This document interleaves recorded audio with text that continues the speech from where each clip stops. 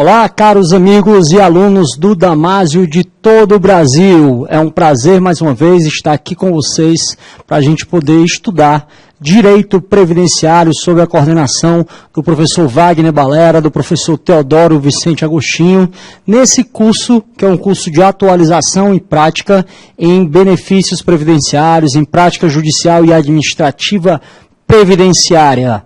Para quem já me conhece, é um prazer novamente que a gente esteja se vendo. Para quem ainda não me conhece, meu nome é Tiago Albuquerque, tá bom? Conforme está passando aí embaixo no meu Facebook.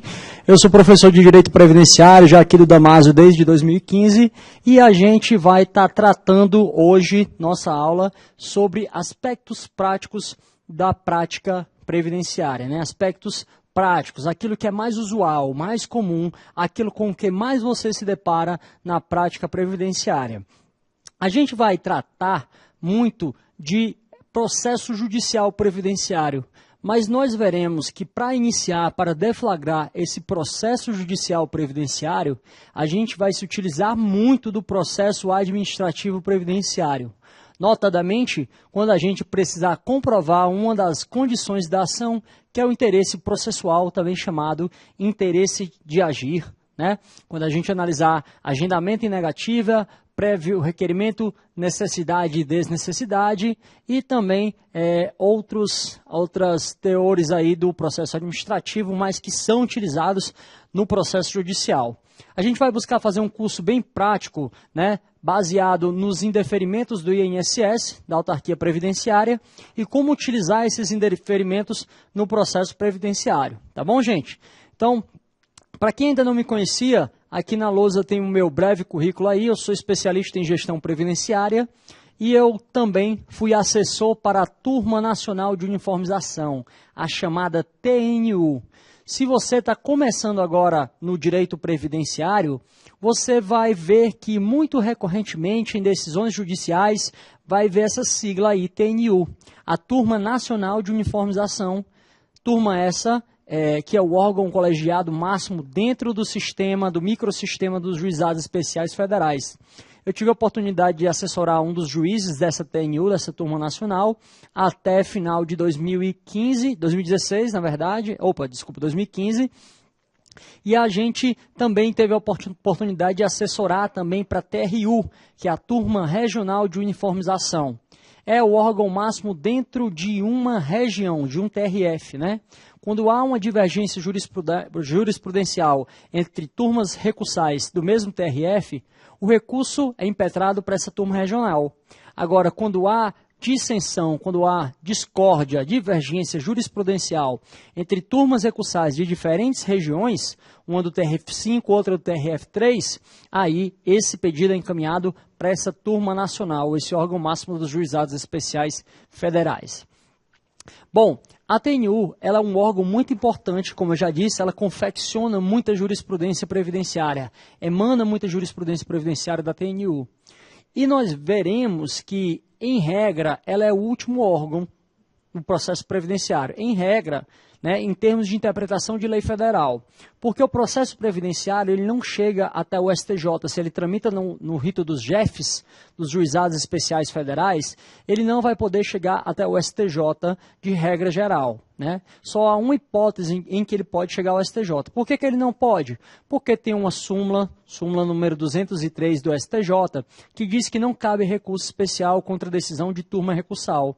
Então, quando eu estou inconformado com essa decisão de turma recursal, para onde é que eu levo o meu pedido de interpretação de lei federal? Eu levo para esse órgão desses juizados especiais, que é essa turma nacional, essa TNU, ok?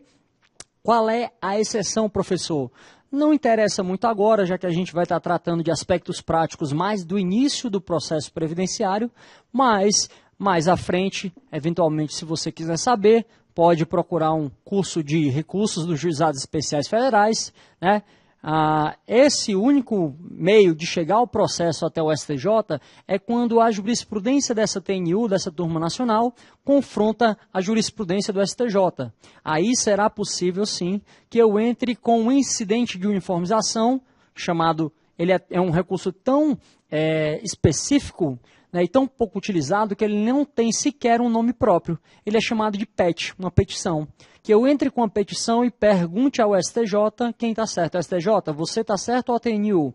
Aí você deve estar se perguntando assim, professor, mas se é o STJ que vai dizer quem é que está certo, se é ele ou a TNU, é claro que o STJ vai dizer que é ele que está certo. Nem sempre, gente. O STJ já reconheceu que em alguns momentos a jurisprudência da TNU é que estava correta, como por exemplo na PET 7203, onde o STJ reconheceu que a TNU estava certa ao dispensar a renda de benefícios previdenciários de idoso no valor de um salário mínimo, por analogia ao artigo 34, parágrafo único da Lei 10.741 do Estatuto do Idoso.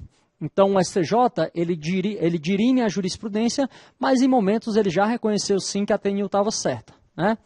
Bom, como eu estou ajeitando a gravata, gente, porque eu fico o tempo todo com a impressão que ela está torta, mas é cacoete mesmo de professor que está se olhando aqui no vídeo. Vamos continuar aqui.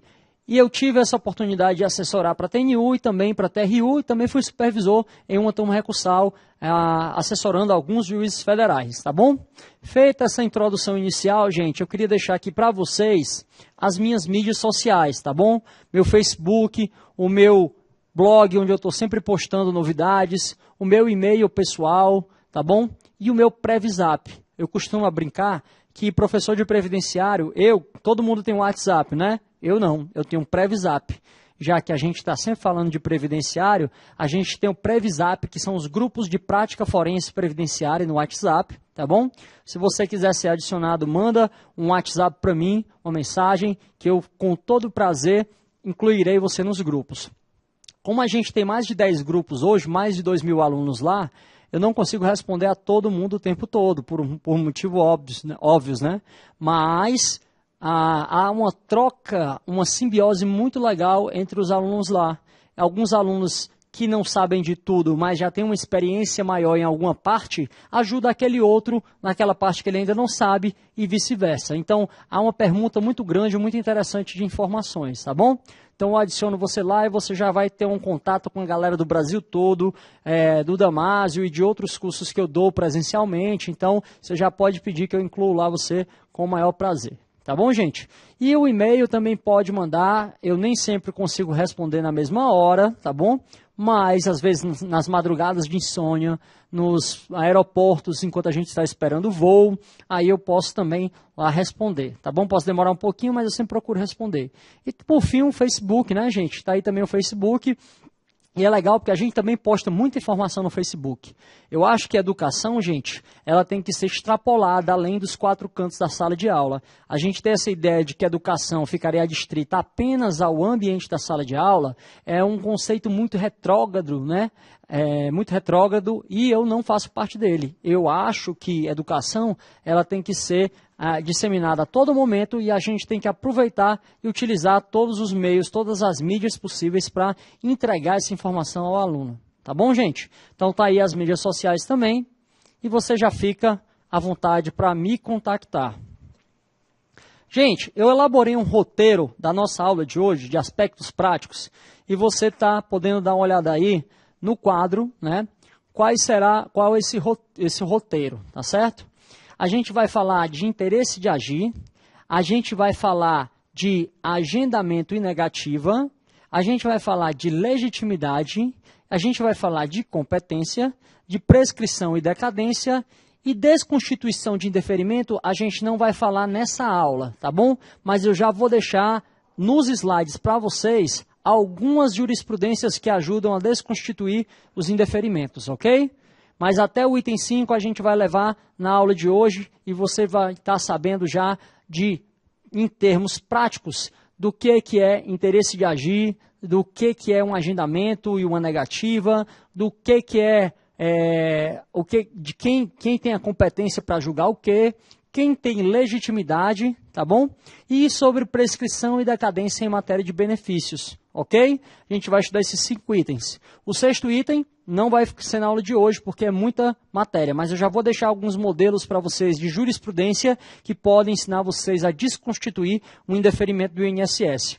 E aproveitando, falando em modelo, você também tem aí 3 modelinhos que eu mandei para vocês de acordo com o CPC novo já, tá bom? São 2 pedidos, salvo engano, um de pensão por morte, um de LOAS idoso e outro de recurso nominado de restabelecimento de auxílio-doença, tá bom? Vocês já podem dar uma olhadinha também neste material, baixar aí para você e utilizar. Eu mandei também aí nos arquivos para vocês uma ACP, uma ação civil pública, que foi julgada no Rio Grande do Sul, onde foi dado provimento para reconhecer que se a pessoa estava doente e incapaz, com direito ao auxílio-doença, na época em que ainda tinha qualidade segurada e depois veio a óbito, então essa qualidade segurada será desconsiderada em razão do direito adquirido ao auxílio-doença lá atrás. Mas a gente vai entender por que existe esse conceito de direito adquirido e por que eu posso exigir hoje um direito que eu constituí lá atrás e não tem limite de prazo para esse exercício, quando a gente estiver estudando prescrição e decadência em matéria de benefícios, tá bom? Então até o item 5 vai dar tempo a gente falar tudo hoje. O item 6 eu vou só deixando algumas jurisprudências de como desconstituir para vocês, tá bom? Beleza, então vamos lá. Esses itens aqui a gente vai ver na aula de hoje. E o item 5 eu vou deixar algumas jurisprudências interessantes para vocês aí utilizarem nas peças de vocês. Ok, gente? Então vamos lá. Gente, olha só o que o CPC diz quanto à necessidade de comprovação do interesse de agir. A petição inicial será indeferida quando o autor carecer de interesse processual. Artigo 330 do novo CPC. 337. Incumbe ao réu, antes de discutir o mérito, alegar. Inciso 11. Ausência de legitimidade ou de interesse processual. Artigo 485. O juiz não resolverá o mérito quando, inciso 1, indeferir a petição inicial. E quando é que ele indefere a inicial? Quando há ausência de interesse de agir. Mas ele fala de novo lá no item 6, quando verificar a ausência de legitimidade ou de interesse processual. Novamente o CPC trazendo aqui a obrigatoriedade da parte comprovar o interesse processual. No que se divide, como se demonstra, como se desdobra essa necessidade de comprovar esse interesse processual? O que seria esse interesse processual, também chamado de interesse de agir? O interesse processual, ele se desdobra em 3 vertentes. A primeira delas é o interesse utilidade. O que é interesse utilidade? Interesse utilidade é a prova, a minha prova, enquanto autor da ação, de que realmente aquela ação será útil para que eu consiga aquilo que eu busco. Ou seja, por exemplo, nas ações de concessão de melhor benefício, vai ser necessário que eu apresente os cálculos de acordo com o enunciado do FONAGEF, que eu apresente os cálculos para que o juiz saiba se realmente aquela ação será ou não útil para mim. Então, interesse processual, utilidade. Eu tenho também o interesse processual necessidade. O que é o interesse processual necessidade? Eu tenho que comprovar que aquele processo é interessante para mim, de forma que ele é necessário para que eu consiga realizar, concretizar aquele direito que eu postulo. Ou seja, eu vou ter que comprovar que primeiro eu busquei a administração pública, que ela era responsável por conceder o benefício, não concedeu, e aí eu tive a necessidade de ingressar com a ação. E por último, o último viés, o último desdobramento desse interesse processual é o interesse adequação. Eu tenho que demonstrar que aquele processo é a forma adequada pela qual eu conseguirei atingir o meu objetivo. Tranquilo? Beleza? Então, o interesse processual, também chamado de interesse de agir, é a prova de que eu tenho que aquela ação será útil, ela é necessária e ela é a forma adequada para que eu concretize o meu direito. Olha o que diz a Constituição no artigo 5º, inciso 35. A lei não excluirá da apreciação do Poder Judiciário lesão ou ameaça ao direito. O que é isso aí, gente? Esse aí é o chamado princípio da inafastabilidade. A lei não pode se eximir, não pode eximir o Poder Judiciário de apreciar demandas, ameaça ou lesão ao direito. Ok? Beleza. Só que quando é que eu posso realmente buscar o judiciário em matéria previdenciária? Quando é que eu posso postular esse princípio da inafastabilidade? Será que sempre eu posso buscar o judiciário? Será que eu vou pedir uma aposentadoria e já posso agora ingressar com a ação? Não. Este entendimento consolidado, na verdade, ele guarda já nascedouro na súmula 2 do STJ. Eu posso procurar sim o judiciário, mas antes de eu procurar o judiciário, eu tenho que primeiro ter uma resistência de quem deveria fornecer o meu direito. Olha o que diz a súmula número 2 do STJ. Não cabe habeas data quando não houver negativa da administração pública. O que é o habeas data? Habeas data é um remédio constitucional voltado a conseguir informações ou modificá-las quando a administração pública negou. Mas quando é que ele pode ser impetrado? Só quando houve a negativa da administração pública. Então prevalece a regra geral é de que eu só posso buscar o judiciário quando a administração me nega um direito que eu busquei diretamente dela. Essa é a regra geral. Os tribunais, durante muito tempo, oscilaram. Não posso dizer que oscilaram. Eles davam respostas genéricas de quando é que poderia ser buscado o judiciário. Quando é que eu posso entrar no judiciário para postular uma ação previdenciária. Você vai ver aí que todos eles, súmula 213 do TFR, que é o Tribunal Federal de Recursos, que está extinto, a súmula número 89 do STJ, a súmula 9 do TRF2, todos eles estão em uníssono falando que prescinde de exaurimento da via administrativa o ajuizamento de ação previdenciária. Todos eles são harmônicos ao entender que é necessário um prévio requerimento, mas você não precisa ir em todos os fins do processo administrativo. Ou seja, se o INSS nega, você não precisa entrar aí com um recurso, depois com um recurso especial, chegar até o Conselho Pleno do Conselho de Recursos da Previdência. Não precisa disso tudo, tá bom? Basta o quê? Basta que você tenha esse requerimento. Tá bom? Então eles eram, pelo menos, eles estavam já em harmonia dizendo isso. Tanto a súmula 213 do TFR, a súmula 89 do STJ e a súmula 9 do TRF2. Vamos dar uma lida rápida em cada um aqui, olha. A súmula 213. O exaurimento da via administrativa não é condição para a propositura de ação de natureza previdenciária. Súmula 89 do STJ.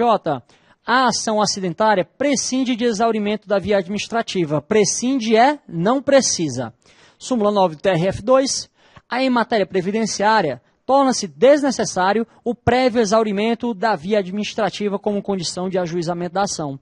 Então, todos eles foram categóricos. Eu preciso procurar a administração pública, mas eu não preciso exaurir a via administrativa. Eu não preciso ir até o fim. Eu não preciso entrar com recurso especial, fazer sustentação, ir até o Conselho Pleno, ao Pleno do Conselho de Recursos da Previdência. Não preciso.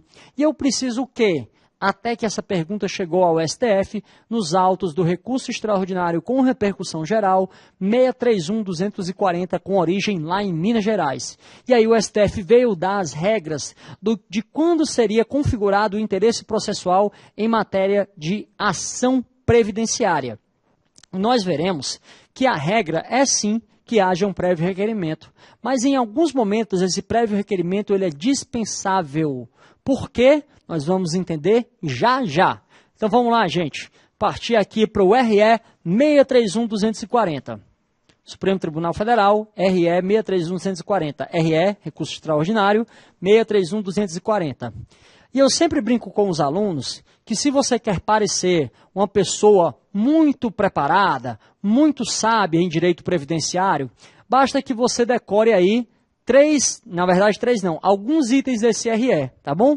Leia lá o voto do RE 631.240 e aprenda o item 6, o item 16, o item 29, o item 30, 31, 32, 33. Nesses itens, se você aprender, o 34 também pode ler, mas não é tão necessário, até o 33 já está legal. 6, 16, do 29 ao 33, tá bom? Lá estão todas as hipóteses em que o judiciário já apreciou sobre quando é necessário e quando é dispensável o prévio requerimento. Gente, olha só, por mais que eu ensine, toda a vida, a maioria das perguntas são quando é necessário um requerimento do INSS um novo requerimento e quando é dispensável, tá bom? É o interesse de agir. Então, leia esses itens, aprenda eles e os seus amigos vão perguntar, será que é necessário o prévio requerimento para pedir o adicional de 25%? Aí você já vai saber a resposta depois que a gente analisar essa aula aqui, tá bom? Vamos lá. Olha só o que disse o ministro Luiz Roberto Barroso, que foi o relator desse RE. Ele dividiu as ações previdenciárias em duas. As principais ações previdenciárias podem ser divididas em dois grupos. Demandas que pretendem obter uma prestação ou vantagem inteiramente nova ao patrimônio jurídico do autor, concessão de benefício, averbação de tempo de serviço e respectiva certidão. E aí, ele fala aqui, no item 30, já. No primeiro grupo, que está aqui já marcado, como regra, exige-se a demonstração de que o interessado já levou sua pretensão ao conhecimento da autarquia e não obteve a resposta desejada. Então, quando eu vou inaugurar a minha relação, vou deflagrar a minha relação com a Previdência Social, a regra é que eu preciso sim desse prévio requerimento. Vou pedir um benefício de auxílio-doença. Posso procurar direto o judiciário? Não. Eu tenho que primeiro entrar com um pedido no INSS, mostrar que o INSS resistiu à minha pretensão. Vocês vão ver muito corriqueiramente essa expressão, pretensão resistida. O que é a pretensão resistida? É a negativa da autarquia, o indeferimento da autarquia daquele meu pedido. Então vocês vão ver que a pretensão resistida é necessária nas ações onde ainda vai começar a minha relação de beneficiário da Previdência Social. Tá bom? Vamos dar uma lidinha aqui no próximo item do RE. Então a regra é que é necessário. Mas agora a gente vai ver 4 situações onde o prévio requerimento ele é dispensável, tá bom, gente? Então quais são essas situações? A primeira que eu trago aqui é essa seguinte. A demora. Quando o INSS demora a realizar uma perícia médica, depois de já ter recebido a documentação, esse prévio requerimento é dispensável. Vamos ler agora o item 16 do RE 631/240. Assim, se a concessão de um direito depende de requerimento, não se pode falar em lesão ou ameaça a tal direito antes mesmo da formulação do pedido administrativo.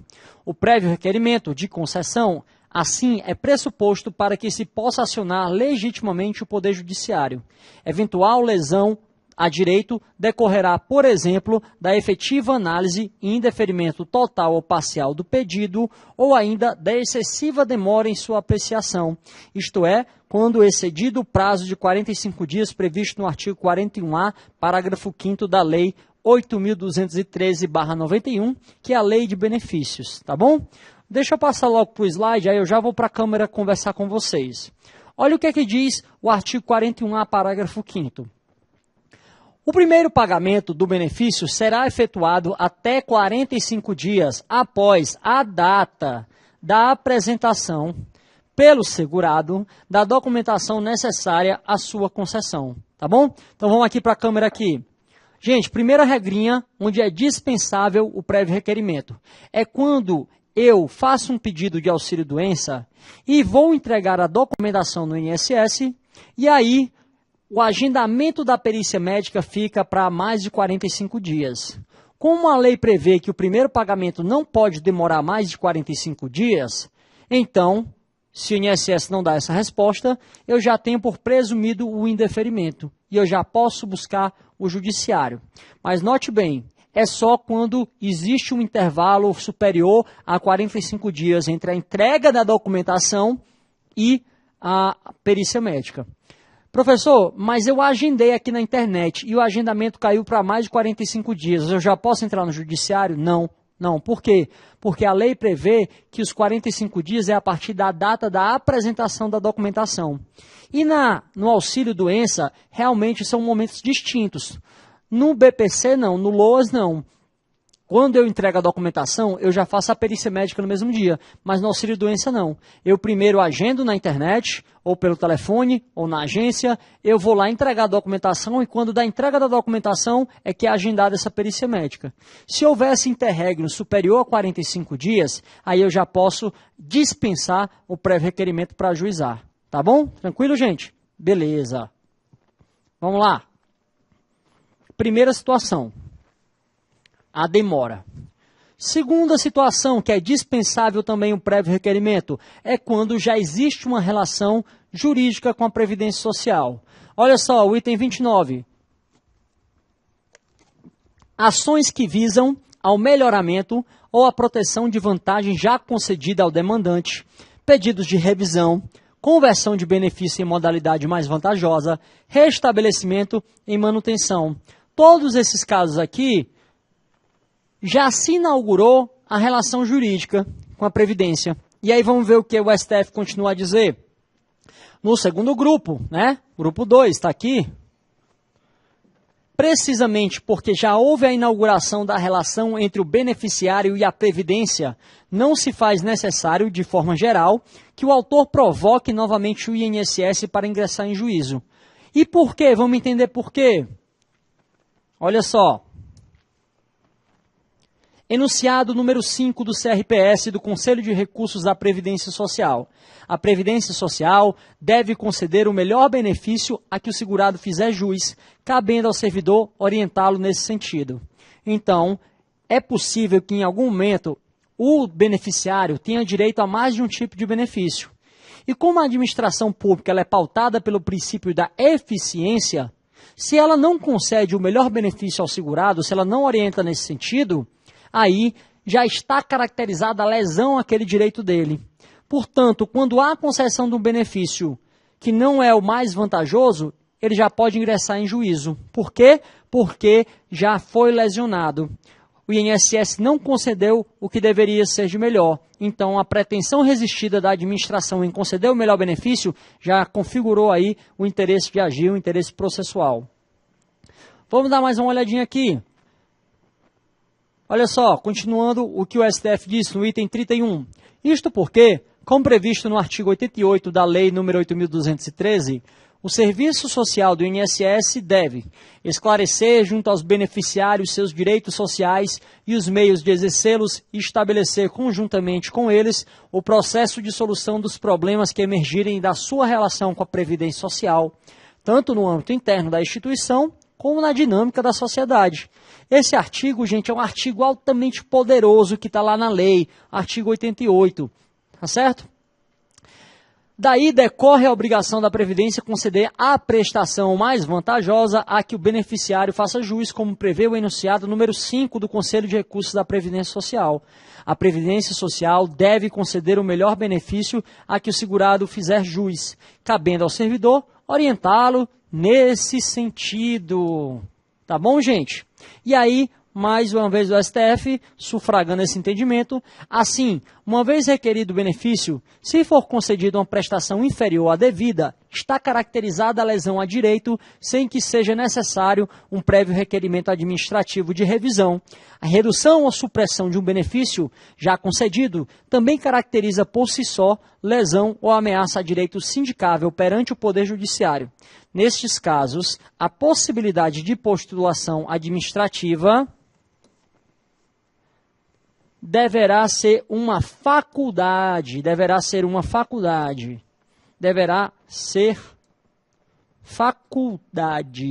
ok, gente? Ele só entra com o novo requerimento se ele quiser, tá bom? Não é necessário que ele entre com esse requerimento. Olha só, olha o que diz o artigo 88. Vocês já leram lá no RE, então não é necessário. Só mostrei aqui mesmo para vocês poderem visualizar depois na lei e identificar. Compete ao serviço social esclarecer junto aos beneficiários seus direitos. Né? Por quê? Porque a administração pública ela é pautada pelo princípio da eficiência e da publicidade. Então, ela tem que ser eficiente e dar para o segurado, orientar que ele tem direito ao melhor benefício. Ok? Olha só o que diz a IN 77, Instrução Normativa 77 do próprio INSS também. Artigo 687. O INSS deve conceder o melhor benefício a que o segurado fizer jus, cabendo ao servidor orientar nesse sentido. Professor, e pode o segurado, por acaso, ter direito a mais de um benefício? Vamos lá para a câmera aqui, gente. Ó. Pode sim, gente. Imagina aí que um segurado, ele acabou de ser demitido. Ele foi demitido do seu trabalho e agora ele está sem renda própria. E aí o que acontece?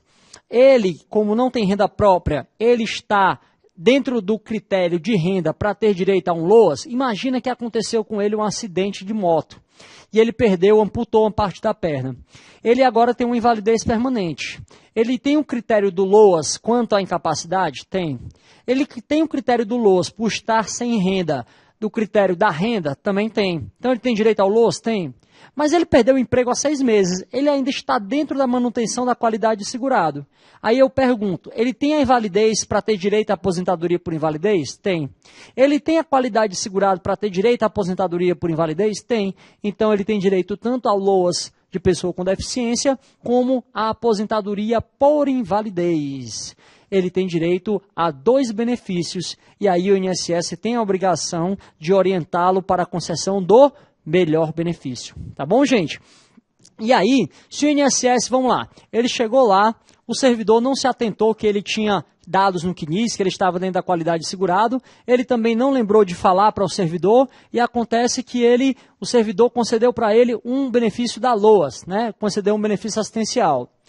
Bom, ele quer agora converter esse benefício num benefício de aposentadoria. Por quê? Porque se ele ficar com LOAS, ele não pode ter direito a 13º, ele não pode fazer empréstimo consignado e ele não vai gerar uma pensão por morte para a esposa dele. E aí ele quer converter. Ele pode converter? Pode. Ele precisa do novo requerimento de aposentadoria por invalidez? Não. Porque se o INSS já não concedeu o melhor benefício a que ele tinha direito, já está caracterizada a lesão ao direito desse cidadão. Ok, gente? Então, vamos lá. Essa aqui, gente, é uma carta de indeferimento de um adicional de 25%, tá bom? Para que eu estou mostrando aqui? Porque se o seu cliente estiver buscando um adicional de 25%, ele também é dispensado essa cartinha de deferimento aí. Por quê?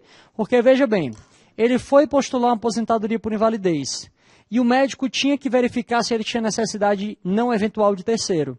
Se o médico não verificou essa necessidade, já está caracterizada a lesão ao direito dele. E aí ele não precisa do novo requerimento. Ele já pode entrar logo com ação, ok? Olha só o que diz a TNU sobre esse assunto. Artigo 204 do parágrafo 1º da IN do INSS. Esse aqui, gente, foi um voto do Dr. Bruno Leonardo Câmara Carrá, o qual eu assessorava durante seu mandato na TNU. Eu tive a oportunidade de assessorá-lo nesse voto, eu elaborei a minuta, ele modificou alguma coisa de acordo com o entendimento dele, e aí esse voto ele apresentou na TNU, e a TNU aprovou o voto, e ele saiu no CONJU e no Conselho da Justiça Federal. Olha só o que diz. Artigo 204, parágrafo 1º. Constatado por ocasião da perícia médica que o segurado faz jus à aposentadoria por invalidez, deverá de imediato verificar se este necessita da assistência permanente de outra pessoa, fixando-se, se for o caso, o início do pagamento na data do início da aposentadoria por invalidez. Então, quem é que tem que constatar? A perícia médica do INSS. A obrigação dela de conceder de ofício. E quando é que começa o pagamento? O pagamento, se for o caso, se for constatado que a necessidade de terceiro existe já aqui, começa na data do início da aposentadoria por invalidez. E aí, então, a TNU fixou 2 teses quanto a isso aqui. Qual a primeira tese? Tese número 1. A tese número 1 da TNU, vamos voltar aqui para o vídeo. Tese número 1 da TNU é a seguinte. Como o perito médico do INSS é que deveria constatar e conceder de ofício esse adicional de 25%, é ele que é o técnico, é ele que pode dizer se aquela pessoa precisa ou não de terceiro. Se ele não concede no ato pericial, aí ele já está lesionando o direito do segurado. E aí ele já está suprimindo esse direito, e para que o segurado entre com o processo judicial para postular esse adicional, é dispensado prévio requerimento, porque a lesão já está comprovada, o interesse de agir já está caracterizado.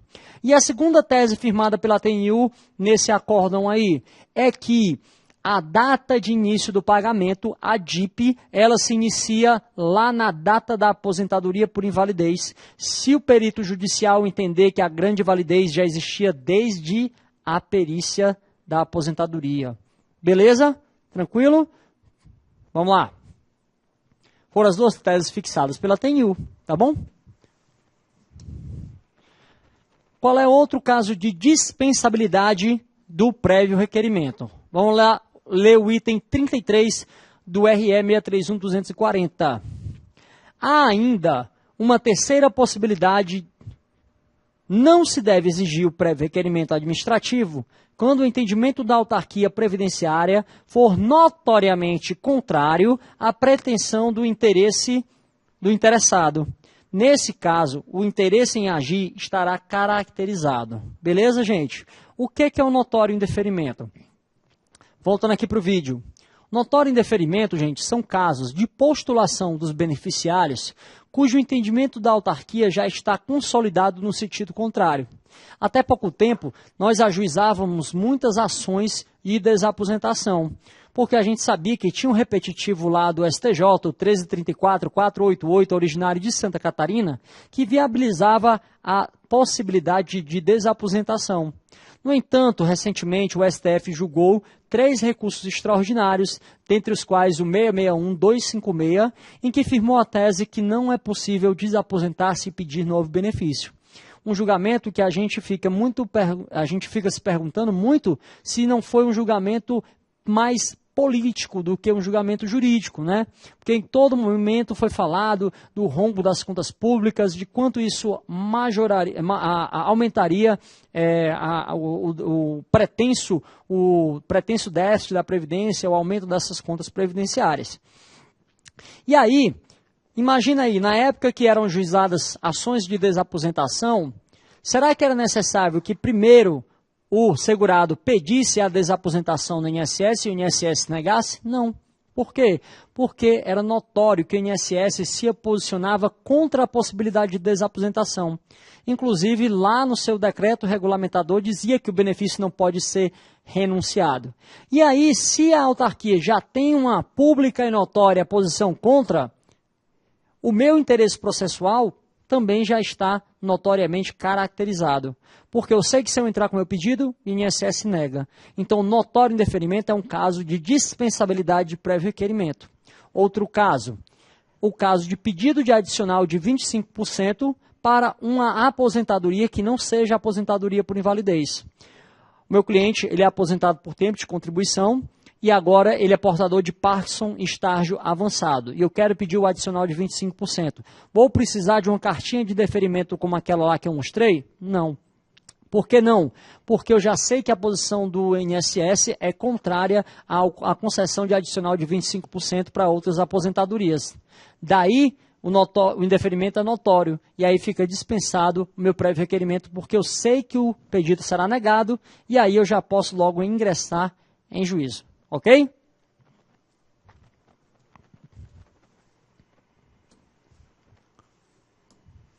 Aí eu disse que o item 34 ele era um tanto dispensável porque é só a continuidade do item 33. O ministro Barroso fala lá que não caberia aqui enunciar todas as hipóteses de presunção de indeferimento administrativo, já que isto, inclusive, pode variar no tempo. A questão deverá ser devidamente enfrentada na motivação da sentença da ação previdenciária com observância das premissas acima. Né? O juiz vai ter que apreciar se realmente é um caso em que realmente a autarquia está posicionada contra aquele pedido do segurado. Tá bom, gente? Gente, aí eu pergunto-lhes eu adoro mesóclise, pergunto-lhes eu, gente, e no caso de restabelecimento de benefício, na hora que o professor ia tomar um gole d'água e voltar a câmera aqui, mas tudo bem, deixa para a hora do intervalo que está próximo. Olha só, e para fins de restabelecimento, será que é necessário um prévio requerimento? Ah, professor, tem um juiz lá na minha cidade que ele disse que tem que ter ou pedido de prorrogação ou então tem que ter um novo requerimento do INSS. Vamos ver o que é o entendimento dos tribunais, gente? Será que é necessário?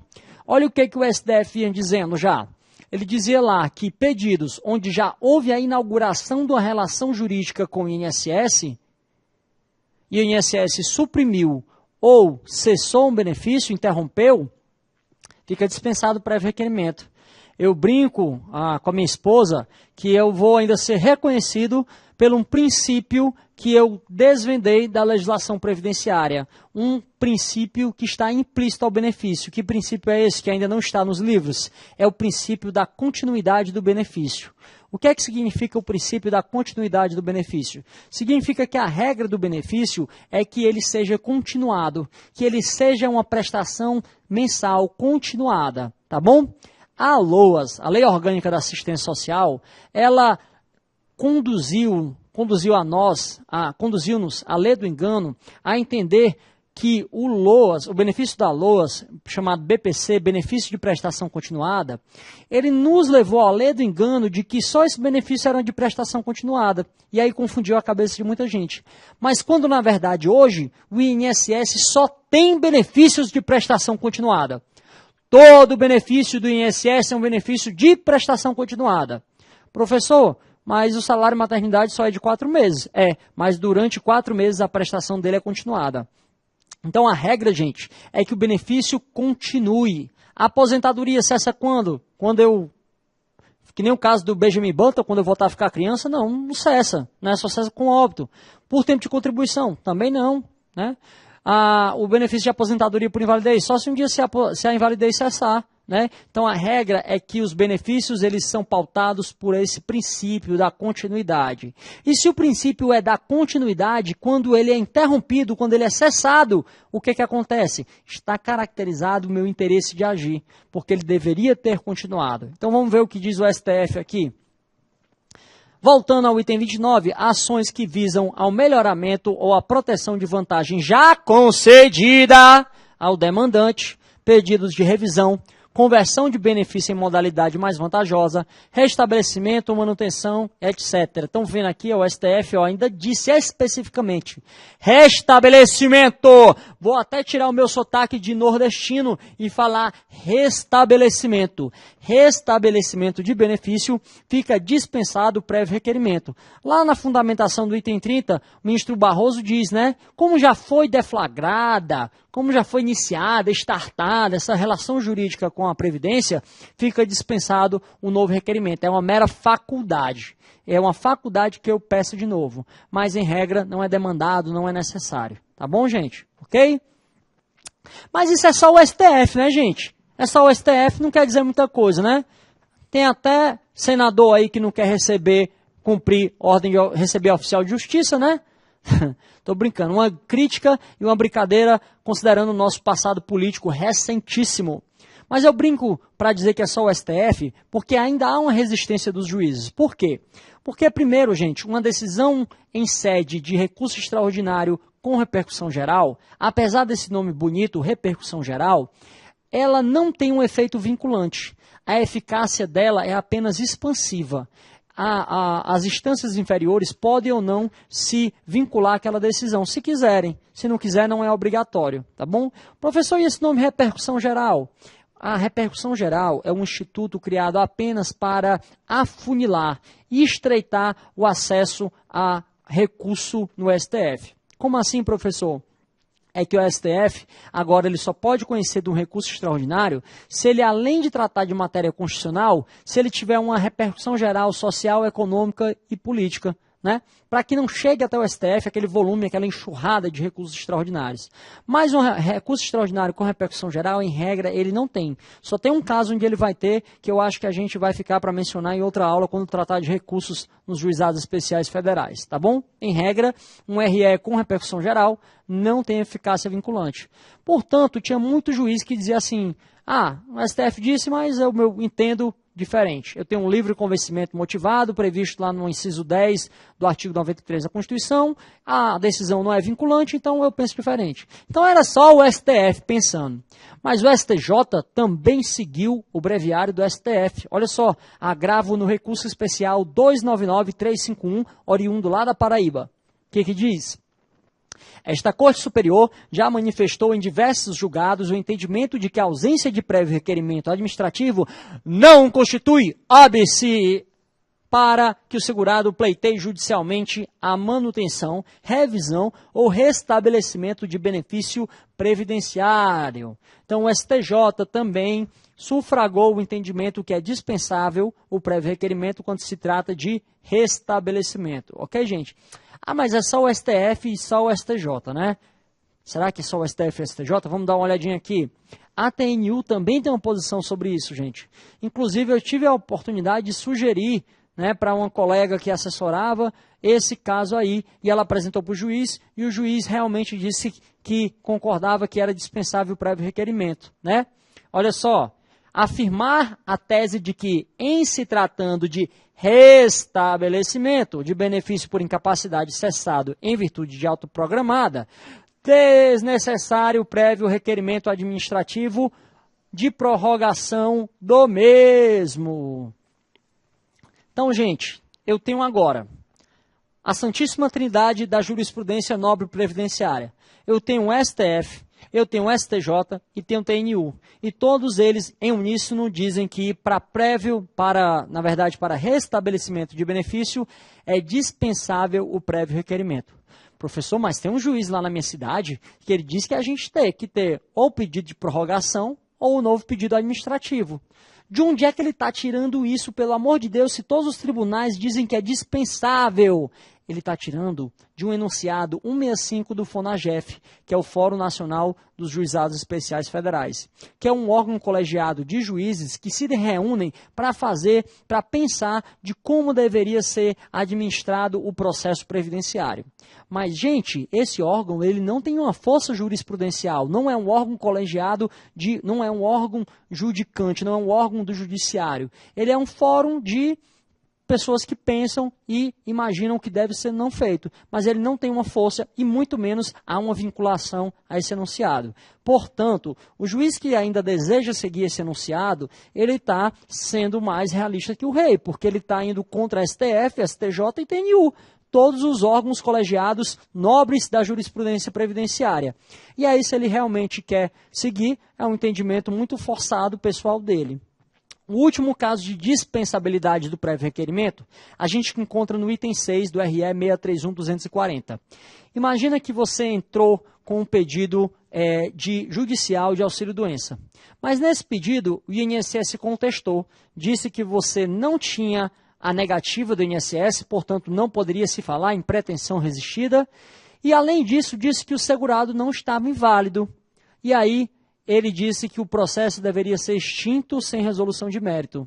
Só o que aconteceu aí, gente? Realmente você não tinha pretensão resistida na via administrativa. Mas no momento em que o procurador do INSS contestou o seu pedido quanto ao mérito, ele estava aí sim resistindo à sua pretensão.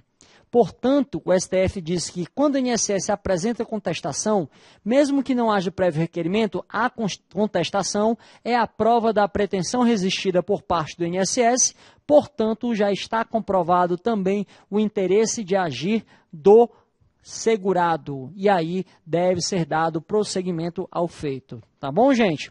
Olha só o RE 631-240, item 6.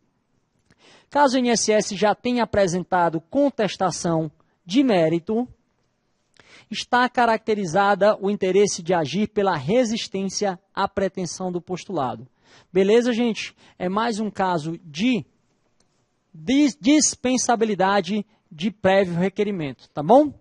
A gente vai analisar o segundo item do nosso roteiro a partir da segunda aula agora, que está acabando o nosso tempo, tá bom?